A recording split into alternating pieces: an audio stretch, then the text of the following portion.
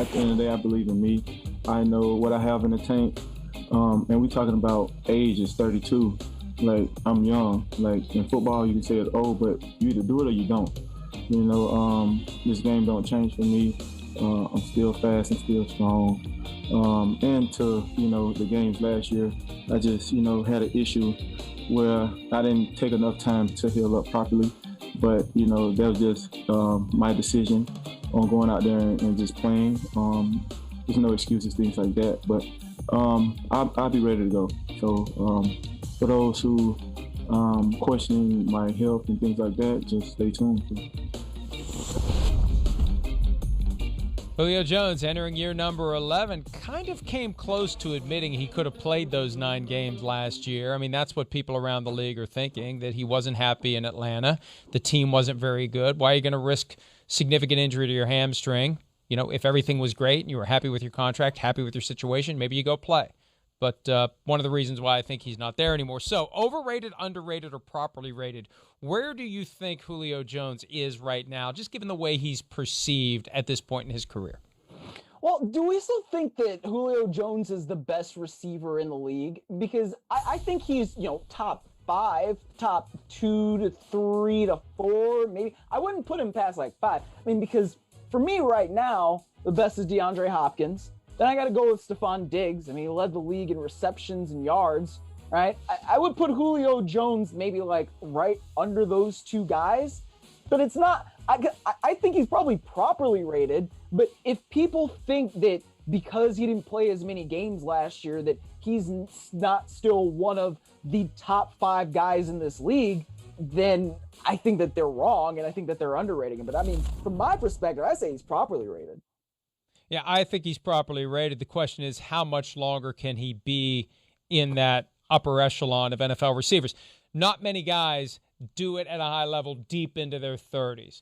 Jerry Rice, I think, was like 37 or 38 when he had 1,800 receiving yards in 95. But for the most part, the clock ticks a lot faster for guys at the receiver position, especially with so many young guys who are constantly coming up through the ranks now who are pretty damn good.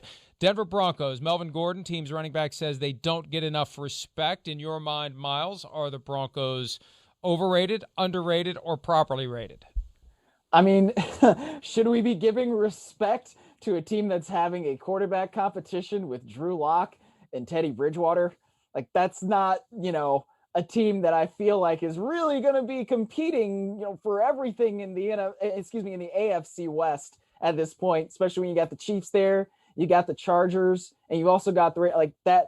So to me, they're probably properly rated if they're not giving them very much respect, because I don't know how good they're going to be. And I was a believer in Drew Lock. There's record of me writing about this at the end of the 2019 season for the Las Vegas Review-Journal. But at this point, man, I remember his Buzz Lightyear game against the Houston Texans. I mean, and Sims and I both thought he could develop into a franchise guy. It's been injuries. It's been inconsistency. And somehow, the Broncos have the 9th best odds to win the Super Bowl. What in the world? I don't, unless people think they're going to get Aaron Rodgers or Deshaun Watson. Yeah, that's the only. People are betting the possibility. They heard something about the Broncos trading for a quarterback, and it was just earlier this week that Deshaun Watson, via Kareem Jackson, communicated the idea that he wants to play for the Broncos. So if you get one of those 2 guys, then all of a sudden you got a better chance. You're still in the same division as Patrick Mahomes, though. Yeah, exactly. Well, and Justin Herbert. And it's not like the Raiders are terrible. Their defense has just been bad, but Gus Bradley might be able to improve that. So the Raiders are going to be in there, probably 2nd or 3rd, right? With the Chargers. And I think we all expect that the Chiefs are still going to be great because they have Patrick Mahomes. So,